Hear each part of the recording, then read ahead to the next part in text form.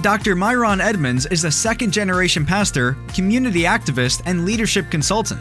Dr. Edmonds' day job is the proud pastor of the historic Grace Community Seventh-day Adventist Church near Cleveland, Ohio.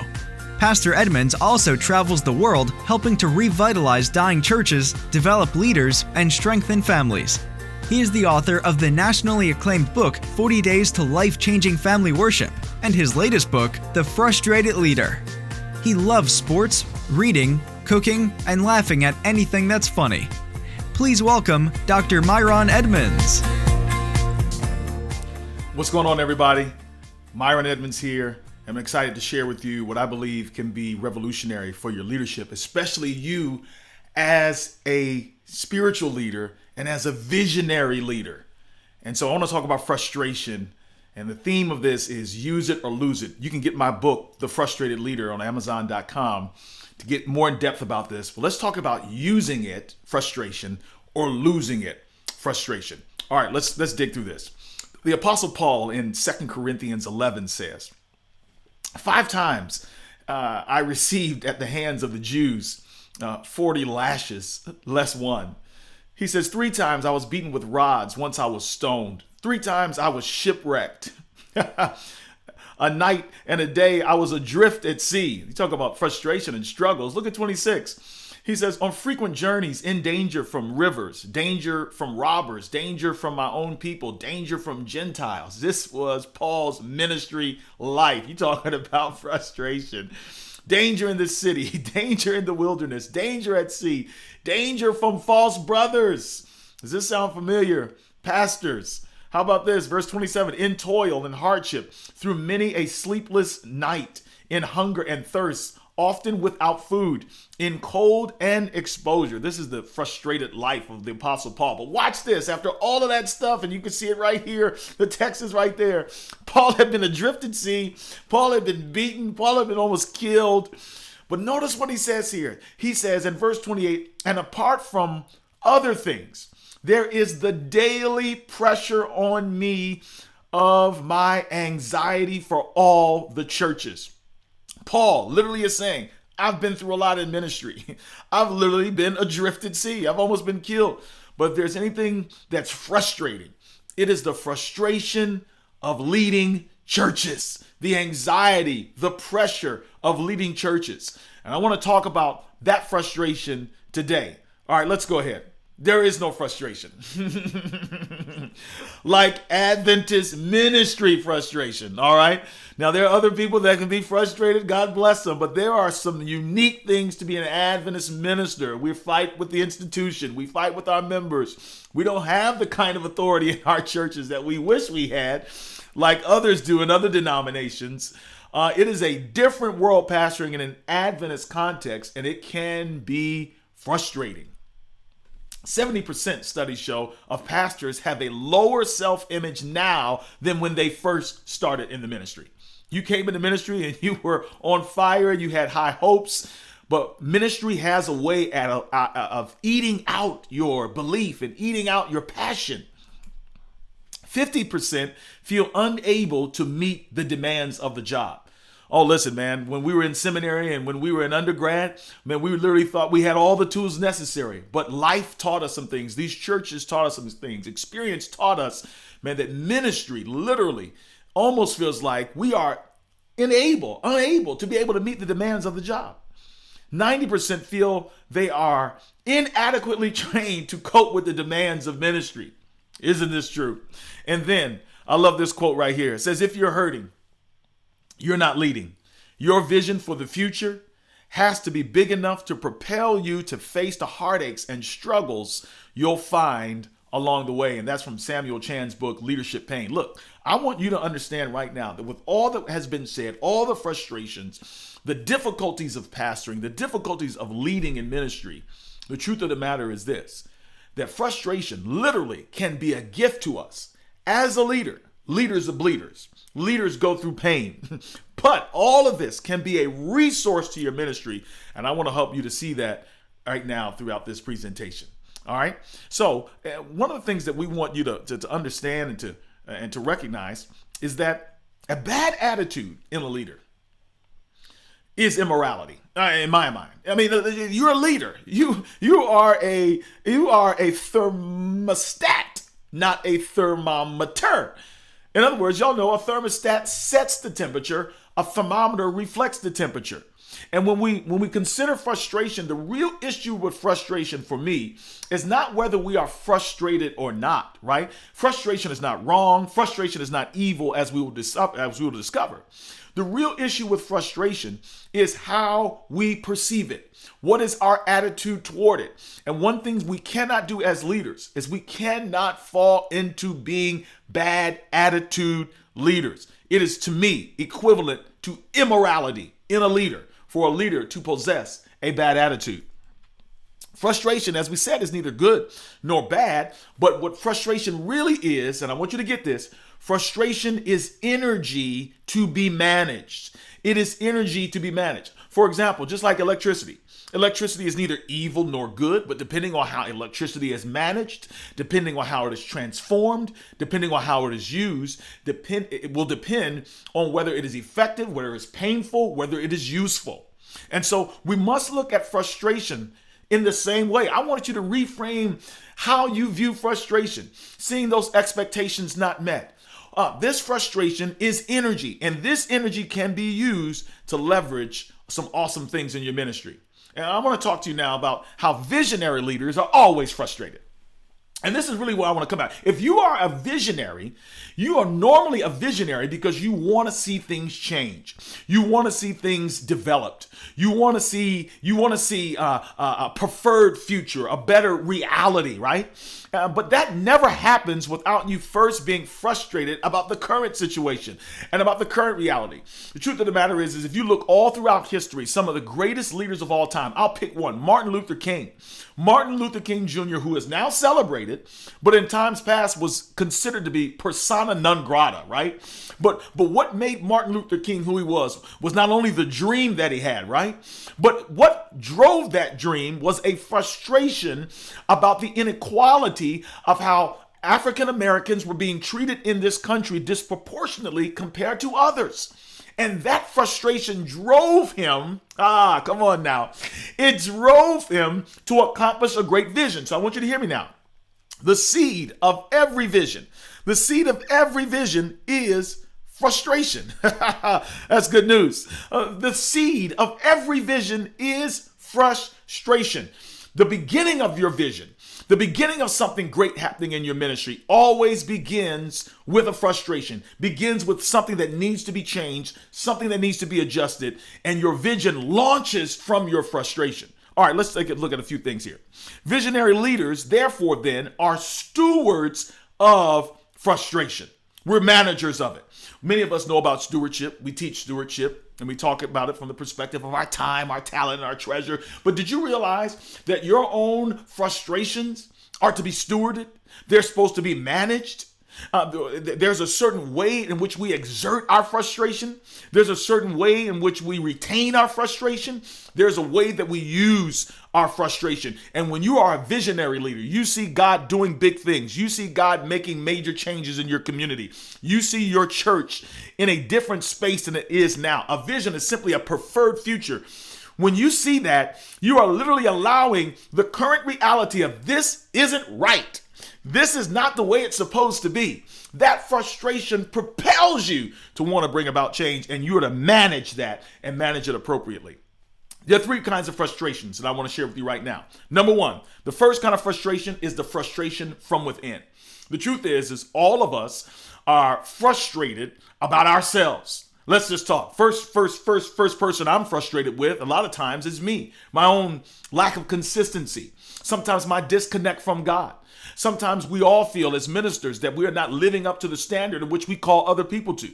Some of us have our own frustrations of insecurities, and many of us have our own demons and battles that we are personally fighting. And so before we even get into the other frustrations that are typically the low-hanging fruit in our ministry, other people and things, the truth of the matter is many of us are frustrated with ourselves, frustrated with our lack of this, frustrated with our inability to do this. And many times that frustration from within is often the result of faulty comparisons that we make with others. But the truth is this is a frustration. Many of us are frustrated with ourselves. And I'm talking to some of you right now who literally right now, you're not worried about anybody else. You just wish you could get out of the rut that you were in. You wish that you could move in the direction that you feel called to. You wish that the shackles would be released off of you so that you could be the best version of yourself as a leader. So the first frustration from within. The second frustration is the frustration from without. Sorry about my slides. The frustration from without. All right. The frustration from without is quite obvious, right? We know the frustration without. It's other people, right? That's low hanging fruit. Many of us, we see this all the time. I mean, you listen to any pastor talk after a little while. A lot of times in the Adventist church, you'll hear a pastor complain about his members. I mean, he'll complain about his enemies that are attacking him, that elder that's bothering him, that deacon, that deaconess that's getting on his nerves, the treasurer that doesn't see our vision. Oh, come on now. Has anybody ever been there before where you can see people from without that are bringing frustration to you from within? Honestly, this is the low-hanging fruit. This is the most obvious areas of which we find ourselves frustrated. People frustrate us. Lack of vision frustrates us. Come on now. Bad attitudes frustrate us. Lack of spirituality frustrates us. Did I say lack of vision frustrates us? Lack of forward progress, lack of support frustrates us, and lack of commitment can be frustrating. And we see that from without. And these are things that frustrate us. And then number three, if I can just get this, there we go. Number three is the frustration from above. So we have the frustration from within, we have the frustration from without, and then we have the frustration from above. Now, let's be honest. Sometimes we're just frustrated with God. We're frustrated that God has not answered our prayers the way we had expected. We're frustrated that God hasn't moved the way we have wanted. We're frustrated with God. And a lot of times that can paralyze us. But the truth is if we leverage this frustration, we can use it to positive ends. So there's two things that frustration can do to you. Two ways that frustration can influence you. Number one, you can either be pushed by frustration or you can be paralyzed by frustration. Many folks are paralyzed by frustration. Their frustrations have gotten them to a place where their attitude is so bad. They are so jaded by ministry, so jaded by a move, so jaded by an experience, so jaded by lack of support, so jaded by an elder, so jaded by the conference that they cannot even see vision anymore because they are now paralyzed by their frustration. And then there's the rest of you, and I'm talking to you. You are those that are going to be pushed by your frustration. Your frustration is going to push you to the things of God. Your frustration is going to move you into action. Your frustration is going to propel you into the destiny and to the preferred future that God has for your life personally and that God has for his church. Well, let's look at what happens with people who are paralyzed by frustration. When you're paralyzed by frustration, there are basically three kinds of people that are paralyzed, and you see them right there. There's the chronic complainer, right? You've been around that guy. You ask him, you ask her, hey, how's it going? How's your ministry? And she says, oh, listen, it's just awful, man. This church is horrible. I mean, these members are straight from hell, you know. You know how it is, right? We literally find people that are paralyzed by frustration, and we recognize them because they're chronic complainers. And then we have the coward, right? This is the person that's frustrated and talks about how things need to change and how things need to be different, but they never move in action because they're afraid to do it. And then finally, we have the self-conscious. This is the one that's frustrated, but actually enjoys the frustration because they get attention from being frustrated. They get attention from being the victim. But all of these people have one thing in common. They have not used their frustration. And I'm telling you, either going to use frustration or you're going to lose it, right? What do I mean by that? You use frustration to propel you to accomplish much, or you lose it, meaning you lose your mind. You lose your passion. You lose your vision. All right. Let's take it a step further. I want to go deeper, right? Those that are pushed by frustration, right? Those that are pushed by frustration. Let's see what they look like, right? So you have those that are pushed by frustration, and one of the things that we see about those that are pushed by frustration is this. People that are pushed by frustration literally take the energy of frustration and they transform it to the solving of problems. All right, let me give you an example of this. I'm the only biological child out of five. Only biological child out of five. My parents adopted my four other brothers and sisters. My sister came to us when she was 3 years old. My brother came to us when he was 12. And my two other brothers and sisters came to us when they were about 12 or 13 years old. And they all came from bad circumstances, bad neighborhoods, bad environments, trauma for days, like literally just terrible circumstances. But my parents gave them a new shot, a new opportunity, another way of life, exposure to something different. And their lives all have been radically changed to the glory of God.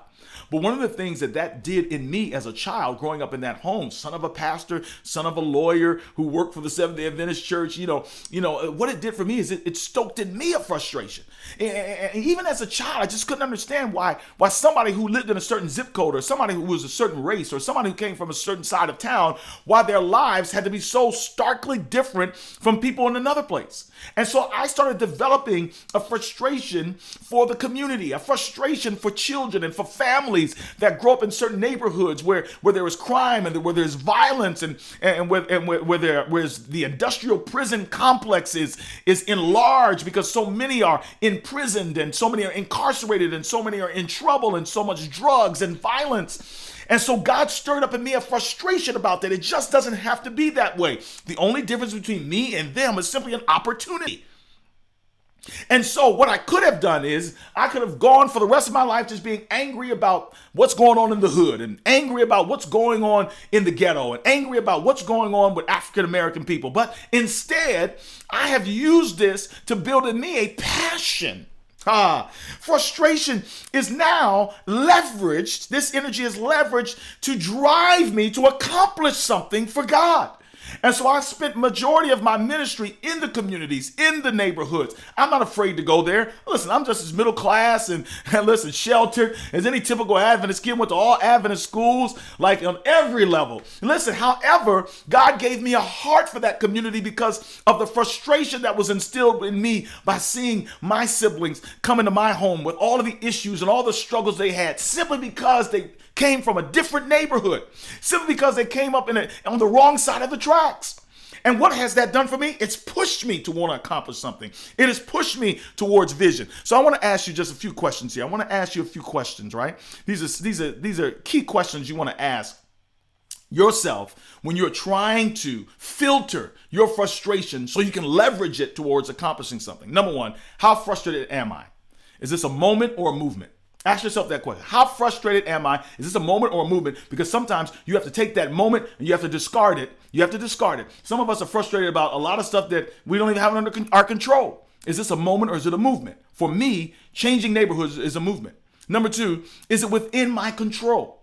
Is it within my control? Like there's some things you should not allow yourself to be frustrated with. Make the choice that I'm going to give this to God and I'm going to leave it alone because guess what? It's not in my control. Right? If I'm going to leverage frustration to accomplish a vision, guess what? I've got to be focused on things that frustrate me that God has called me to challenge, that God has called me to change. And I want to tell you right now, I believe God calls people to frustration. There are certain people that God calls to frustration, that God calls to being frustrated about certain issues because of how you've been uniquely shaped. As for me, I've been uniquely shaped to care and to have frustration about what goes on in the inner cities that are affecting particular neighborhoods that have disproportionate access to healthcare, disproportionate access to education. That's what God has stirred up in me.